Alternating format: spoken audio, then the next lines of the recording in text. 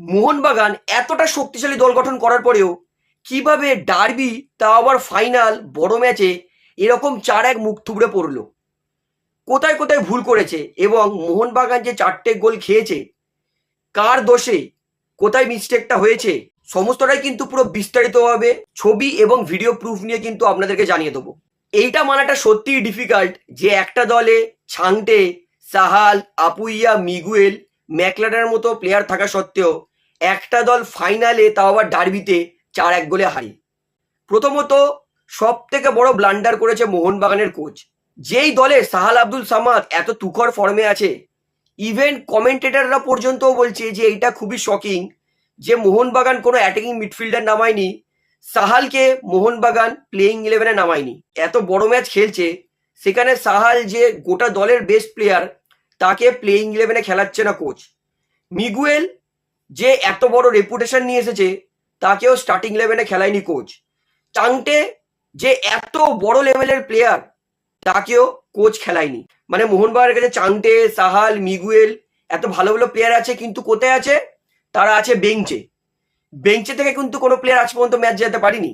তাই এরাও কিন্তু মোহনবাগানের জন্য বেঞ্চে থেকে সাচাস কন্ট্রিবিউট করেনি। ডার্বিতে যেই কোচ ব্যাকফুটে যাওয়া চিন্তা করবে যে আমরা শুরুতে ডিফেন্সিভ খেলবো, পরে অ্যাট্যাক করব, 120 মিনিট পেনাল্টিতে জিতবো, ভালো ভালো প্লেয়ারকে পরে নামাবো, যদি টাই ব্রেকার হয় সেখানে গোল করব, এই মানসিকতা যেই দলে থাকবে সেই দল ওখানেই মরে যাবে।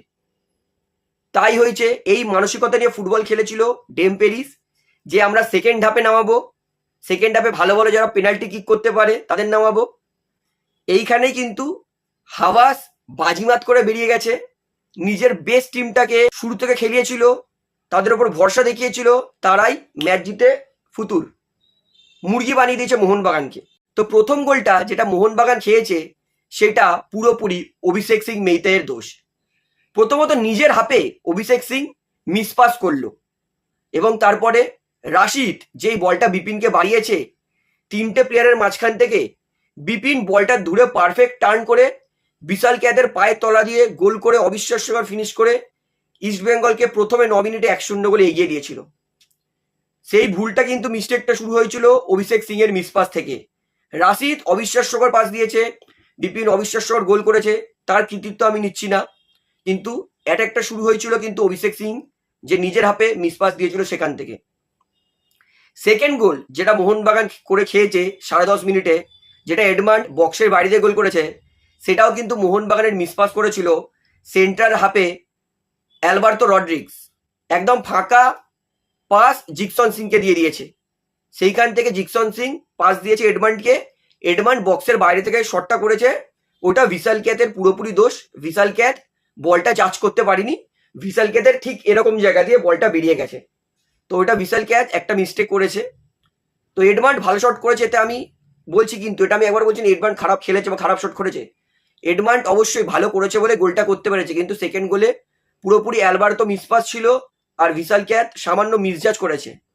থার্ড গোল কোনো কৃতিত্বই নেবো না এডমান্ডের থেকে, যেইভাবে এডমান্ড 3-4টে প্লেয়ারকে ডচ করে গোলটা করেছে, অবিশ্বাস্যকর।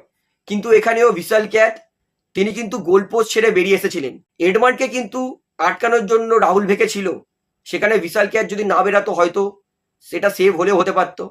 তো এইভাবে কিন্তু ইস্টবেঙ্গল 3 নম্বর গোলটা পারে, এবং 4 নম্বর গোলটা যেটা ইস্টবেঙ্গল করে, সেটা তো পুরোপুরি মোহনবাগানের ডিফেন্স মারা গেছিল। রাশিদ একটা ফ্রিকিক তুলছে, জয়গুপ্তাকে মার্ক করার মতো কোনো প্লেয়ার নেই মোহনবাগানে, অভিষেক সিং বা রাহুল ভেকে বা অ্যালবার্তো কেউ নেই। জয়গুপ্তা ফ্রি, রাশিদের ক্রসটা জিতলো, সেখান থেকে মাইনাস করলো, একটা মাইনাস আসছে, মোহনবাগানের কোনো প্লেয়ারের ভূক্ষেপ নেই।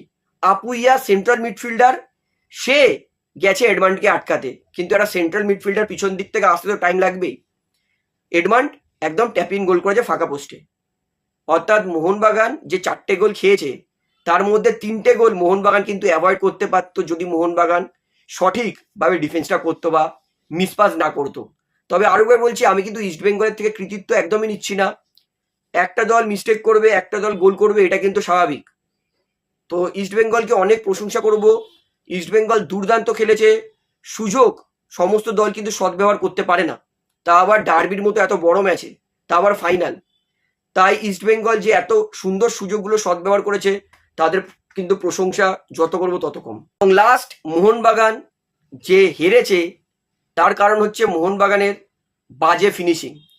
শুরুর 8 মিনিটে লিস্টন কোলাসও একটা বক্সের সামনে থেকে, পেনাল্টি বক্সের সামনে থেকে না প্লেয়ারকে কাটাতে পেরেছে না ফ্রেমে রাখতে পেরেছে, একটা বাজে মিস করেছে। জেমি ম্যাকলারেন ফাঁকায় বল পেয়ে সে বাইরে বল মারছে। জেমি ম্যাকলারেন স্ট্রাইকার হয়ে একটা ডিফেন্সকে কাটিয়ে গোল করতে পারে না।